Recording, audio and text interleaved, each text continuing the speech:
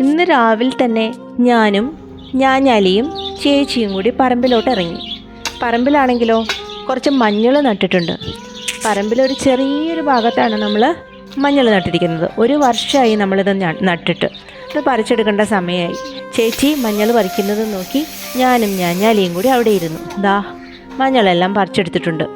ഇനി നല്ലൊരു ടാസ്ക്കാണ്. ഈ എടുത്തിരിക്കുന്ന മഞ്ഞൾ മൊത്തം നമ്മൾ കഴുകി വൃത്തിയാക്കി എടുക്കണം.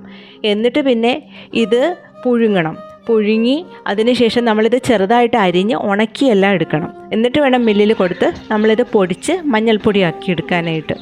ഇതാ ഞാൻ നോക്കുകയാണ് മഞ്ഞളിന് നിറം ഉണ്ടോ എന്നൊക്കെ നോക്കുകയാണ്. നല്ല ഉഗ്രൻ മഞ്ഞളാട്ടോ, നല്ല നിറമുള്ള മഞ്ഞളാണ്.